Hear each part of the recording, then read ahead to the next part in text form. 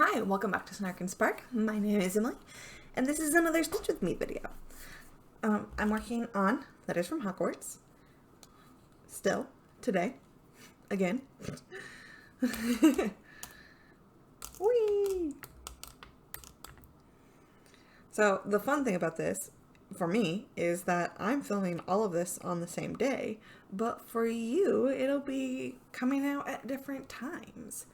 So it's kind of nice for me in that I'm just kind of continuing the same train of thought that I've been having. But maybe not for you. I don't know. Here we go.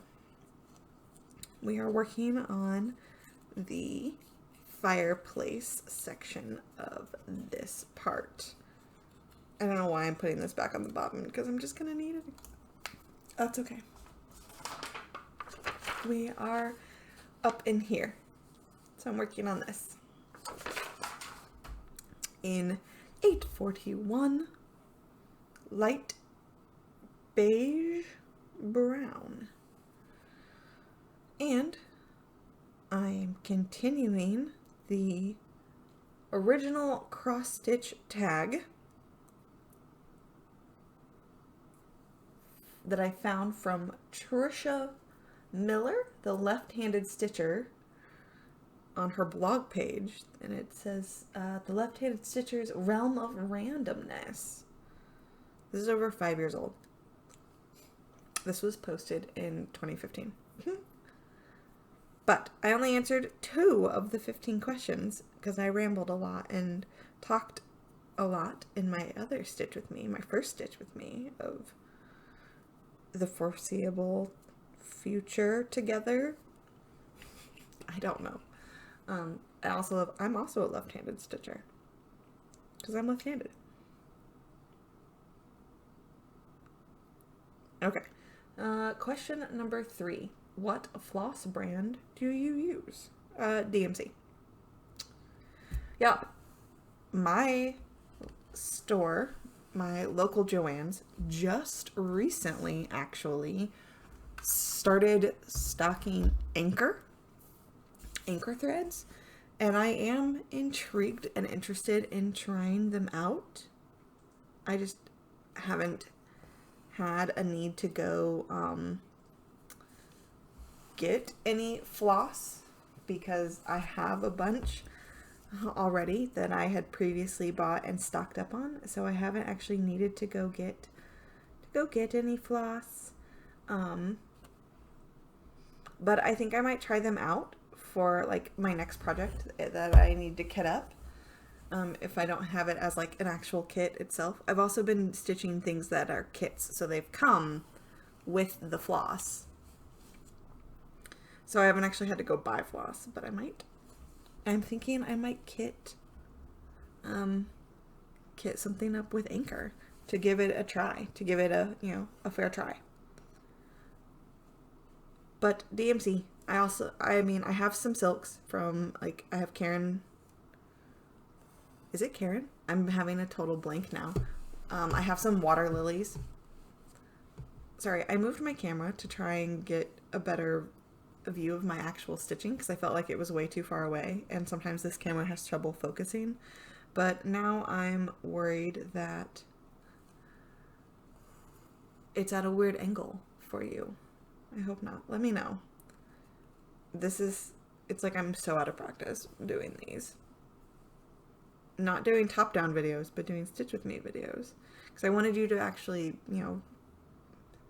focus on the stitching and not be distracted by, like, my messy desk.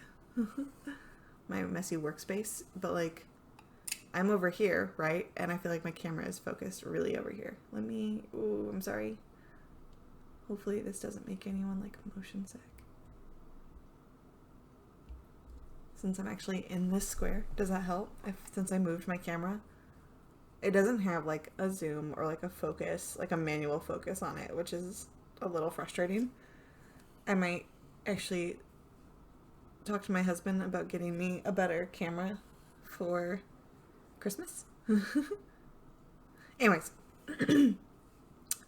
Off topic, but that was kind of the point of these, was just like chat about things that I don't normally chat about in my regular videos. So yes, DMZ. But I have some silks, not a whole lot, but I do have a couple. I have some variegated threads that I received in various like specialty boxes or whatever that I enjoy using. I want to use more silks, so I'm definitely not afraid of like if it calls for a variegated or if it calls for a silk or something like that. I will buy it. I'm not against buying fancy floss because I love it, and I'll use it eventually. Plus I love stitching with it. Okay, next. Did I do that right? I think so. Next question. 4. What is your fabric of choice? Woof. I feel like that has changed. I would have in the past, I would have 100% have told you Aida. This is currently on an Aida. This was a hand-dyed Aida from Mystic Fabrics. This is the card for it. This is a 16 count Aida from Mystic Fabrics that she hand-dyed specifically for this project. So it doesn't have like an official name that I know of.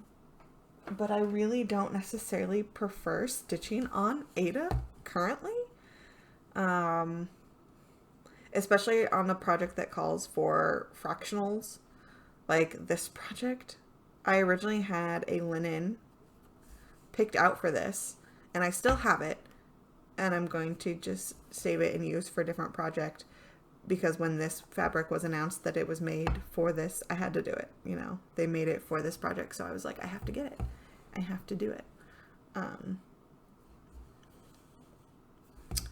But I don't necessarily buy Aida currently. I've really been into higher count linens, like 36 count linens. I like 36 count. I think I have a couple higher than that. I'm interested in trying 40 count, but I really don't buy anything lower than 32 count currently. I think I have a couple 28 count things, but like, I have been really interested in those higher count linens. I like the look of them.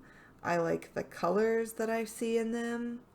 So, yeah, that has been my current go-to has been like some linens and even weaves in higher counts. Plus, I figure while my vision, because I know as I get older, because it happens to everyone, that, your vision starts to change and it can be harder to see smaller counts or work with linen. Maybe you just don't want to deal with the counting, and Aida is really nice because it's right there. There's no guesswork with what hole you're going into and stuff like that. I kind of figure I might as well use these higher counts while it's still like easy / not a problem for me to use them. Does that make sense? Like I feel like that sounds shitty, and that's not how I mean it to sound. Like I'm not berating anyone that chooses Aida on their own. Like this is a personal preference. Why do I feel the need to justify myself? That's so silly. Moving on. 5. Do you use a needle threader or are you a floss licker? I am a floss licker. 100%. I am a floss licker. I actually have needle threaders. I have a couple. I have one that I do actually really like, but I hardly ever use them. I have one right now. I have 2 of them sitting right next to me. I have this, which is Jack Skellington. Right, he's sitting right here. And then I have this one that is a combo needle minder / needle threader. and I just don't use them. Like, I have them. I do have them. I just don't use them. I feel I ended up getting, like, I get frustrated and annoyed with them because it feels like it's just another step or just another object that I have to get out to stitch when I can just lick my floss. And I've always done that. I've always done it. 6. What kind of stitching frame do you use? I really, really like Q-snaps. I have a lot of them. I have most of the sizes. I don't know if there's a size I don't have. I'm sure there is. But I do. I really like Q-snaps. They are my go-to. I also really like scroll frames. I don't like hoops. Not anymore. I don't know. I'm just not a fan of them. I used hoops when I started out, but I don't do it anymore. Caden is using a hoop for his projects because it's easy for him to hold on to. But yeah, for me personally, not a hoop person, not a hoop girl. I really like Q-snaps and scroll rods, scroll frames. I also really like seeing my entire project or most of my project. Sorry, I'm counting.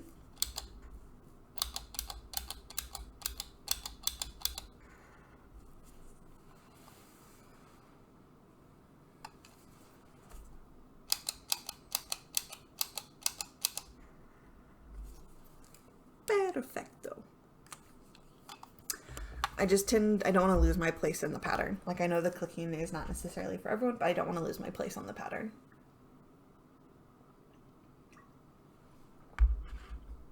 And then have to frog.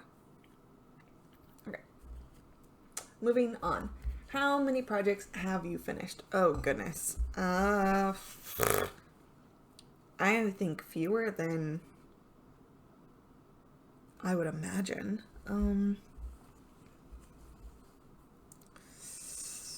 Let's see. Bookmark. I finished a Star Wars piece for my husband. I finished a Rocket League piece for my brother-in-law. I finished an ornament for my uncle. That's 4. Finished Thistle. 5. I have Dragonfly. 6. I have my Crocodile. 7. Deck the Halls from Caterpillar Cross Stitch. 8. I mean, that sounds about right. Like 8 projects. I was like less than 10. Well, I finished a little baby fox. I was 9. I mean, yeah, that seems right. I definitely do not have a lot of finishes. And I'm okay with that.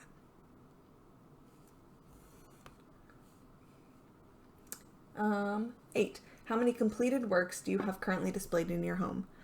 0, which is sad. They are sitting in a drawer next to me. So I actually have 2 finished pieces that I want to put up in my house. And I've mentioned it so many times that, like, I have things that I want to do for, like, a gallery wall. The wall next to our computers, like, in our office, is just blank.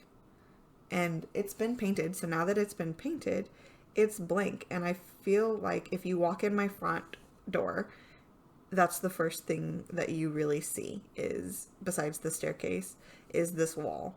And it's just this blank wall. And I've talked to my husband about putting my art up, and he is like, yeah, 100%. Like, instead of going out and buying art, I would love to fill that space with things that I have made. I have a few paintings I have done, and there's a couple that he really likes, that I wouldn't mind being put up. And I also have, like I said, a couple cross stitch pieces that I have done that I would love to put up on my wall. And it would be such like an eclectic mix of things. Because I stitch the things that I have for the house are things that I personally like, that have caught my fancy, that have caught my eye, and so they're not necessarily cohesive. They're just things that I like. But he's like, yeah, absolutely. Like, why not? Let's make it, let's make our space our space. So they're sitting in a drawer and I need to pull them out because, yeah, it's my house. Okay, I lost track of where I'm at, and that's frustrating. I did that row, right? I'm on this row. There's a random lone stitch by itself that I don't want to forget to do, so I'm going to do that stitch.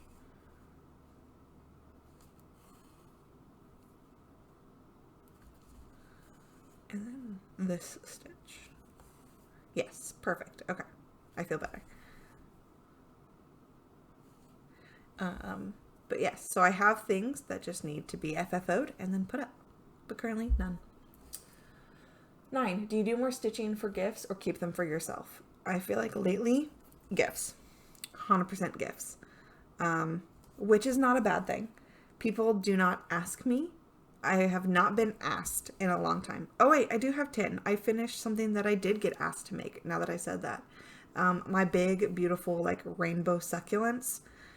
Gosh, I don't even know if I ever showed that on this channel because that was before I did Floss Tube. I made it for a friend because she really likes succulents and like grows a bunch of them and has them. And I told her I would make her like a housewarming gift for like when she bought her first apartment. She ended up not getting that apartment, and so she still lives with her parents currently. But I made it for her, so she has it for when she does, which is exciting. But I guess so 10. That sounds right. Anyways.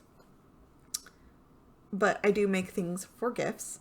That is the only time that I had been asked to make something for someone, and I said that I would. And, I don't know. It brings me joy. I struggle a lot with doing things for myself. So, yes, this hobby is for me, and this hobby helps me relax, and it gives me something to do with my hands and helps me focus and deal with like my anxiety and stuff. But I would feel guilty if I was only ever stitching things for me. And I know this about myself. And so I stitch things for other people. But like I said, I want to get better about stitching things for me and not just stitching things with the intent to give them away afterwards or for someone else. I want to stitch things for me, for my house, that I like. So that is the goal for next year, is to stitch more things for me. I will still stitch things as gifts for people, but to stitch things for me. Like, this is a gift. I've talked about this so many times. This is a gift for my niece. There's nothing wrong with that. I adore her. I love her. This will go up on her bedroom wall, and I'm okay with that. And it'll be something that she can keep. As, my aunt made me this when I was a baby. But I want, after like this and my stuff, I want stuff that I can put on my poor walls because they're bare. Moving on. Sorry if you just heard my tummy growl. 10. What is your favorite project or finish you are most proud of? Oof. Thistle for sure. I'm really proud of how that turned out. I stitched it myself. I mounted it myself. I gave it to them. It was not like the most perfect job of, mounting / framing or whatever, but I am super proud of it. I loved it. It was my first time like beading. It was my first time doing mirabilia. It was my first time doing 1/1 skin. And I just loved it. I loved the whole thing. I also am really, really proud of my crocodile piece. Even though it's not fully finished, I just love that piece though.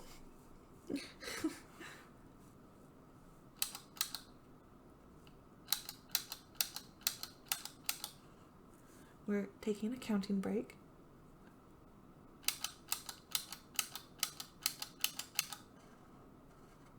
My Sharpie is dying.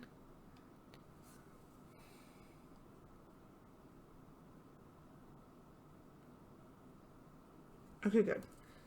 Part of me was worried that with talking I wasn't actually stitching the right amounts, but I am.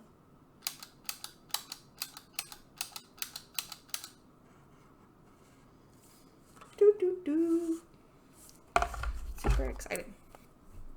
Okay, 11. What has been your least favorite or worst experience while stitching? Ooh. That's hard. I don't know if I've had. Well, okay. I guess I would say I have only ever UFO'd one thing. And it was a gift I was working on for my in-laws. They built a house for themselves, and I wanted to make them a housewarming gift. And it was like one of the first projects I had picked up after, not stitching for like a decade plus. And it was on this super white fabric. It called for quarter stitches and fractionals. It called for very intense back stitching. It called for like blending filament and metallics, and it was way too much for someone who was getting back into stitching. Like, I immediately regretted that piece, but felt like I had to stick with it. I started in the middle of the fabric, which was fine, except for in that design, that was where there was blending of metallic thread and blending with this like tencel, this like silver blending filament that it was just like straight up silver tencel. And it was a lot. It was a lot. And I think the pattern ended up ripping on me. It was hard. The threads were not necessarily organized in a way that made sense.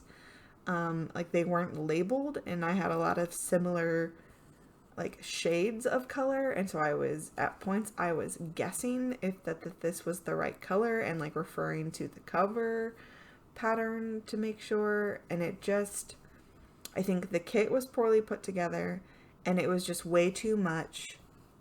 I think I even ended up getting a stain on the fabric. It was just way too much for someone getting back into the hobby. And if I had not also had like a different project I was working on at the same time, I think it could have very easily have deterred me from like stitching again. 100% could have like put me off stitching, because it was a lot. It was too much. So I would say that is the only like really bad experience I've had with stitching. And I mean, to the point where obviously it was bad enough that I UFO'd it. I put it away and I said, nope, I'm done. I am done with this. I'm done. There's just too much, and I didn't really like the piece. The more I worked on it, the more I did not like it. The more I wasn't even sure that my in-laws would like it. And I just said, nope. And I UFO'd it. And you know what? I don't regret that. I'm glad. I am happy as a clam. Ooh, come on. Okay. Next question. 12. What do you love and what do you hate about cross stitch? So I love just the act of cross stitching. I love the process of creating art one strand of thread at a time with these simple little X's that I make. I'm just making an X with a piece of string, a piece of colored string, and over time it creates this beautiful picture. And I downplay it, but I do love when people see the things I have made and they tell me that it is gorgeous and it is beautiful. And my in-laws have seen me stitch because I bring stitchy projects to family events, and when they stay at my house, like I stitch at night and while we're talking. And they watch me do it and they know that it's important to me and that this is like a thing that I enjoy. And there is that joy and that satisfaction of like they're watching me as I'm just making these little rows of X's and they're just impressed. And that feels good. Like they're just impressed that I'm doing this, that I can create this. And I love that. I love that there's a community of very active stitchers. I love that there are people who are passionate about it, that design things for this, and you can find a community with this hobby, and I love that. I really, really do. Conversely, the thing that I hate is the other side of that community coin. I have seen it very little, but I have seen it in certain groups where maybe some older stitchers, it seems primarily to come from the older stitchers, but it seems to be this stereotype of old white ladies, I hate to say.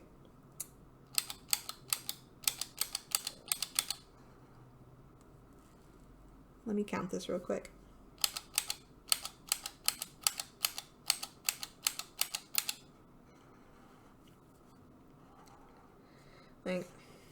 This is important, so I am going to pause and put that down because I feel like this is an important statement to make.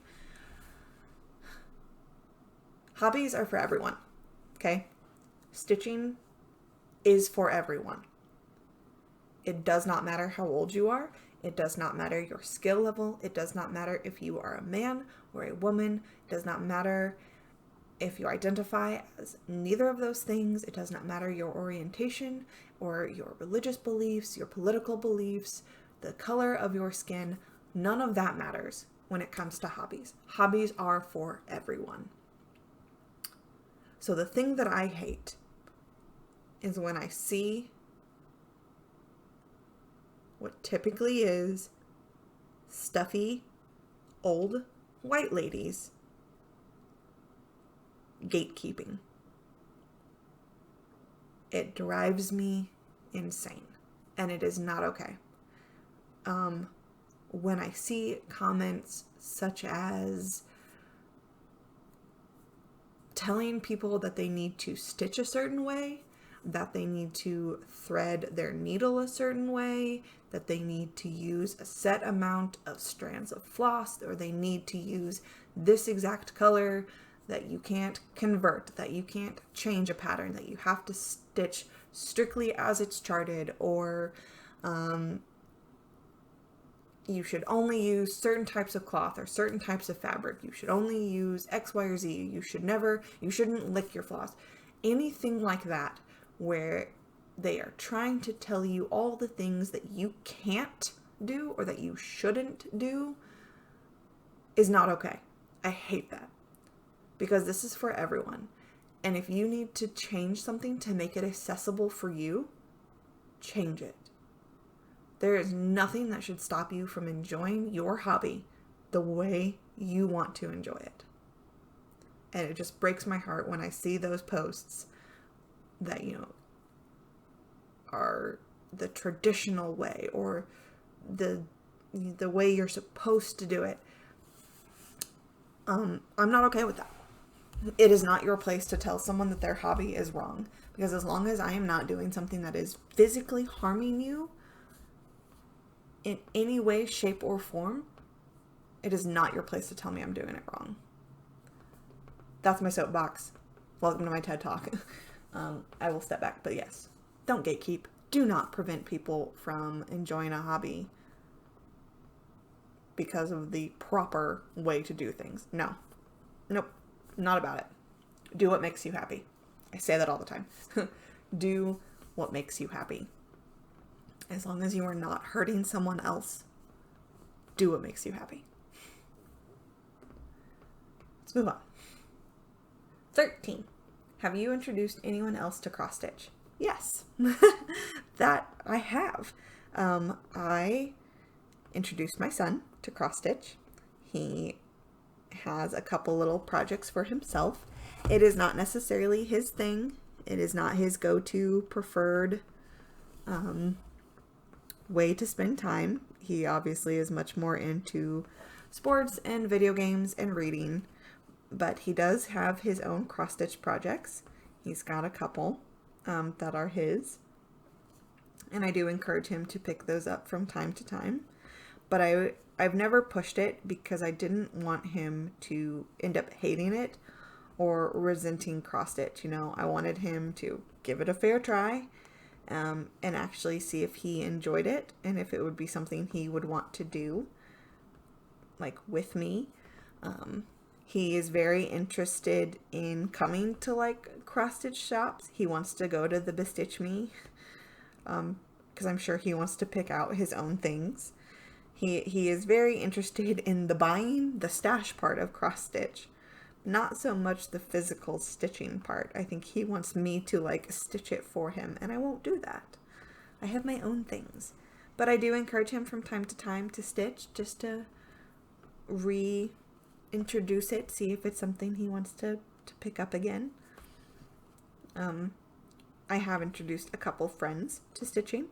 My good friend and hairstylist, she had some stitching supplies that she gave me and then got interested in it herself, and we had a few stitchy dates. We need to get back into doing that, where we would meet like every other Thursday at different coffee shops and sit and stitch. Like before I would have to go to work and she would have to go to work, and we would just like order coffee and work on various projects.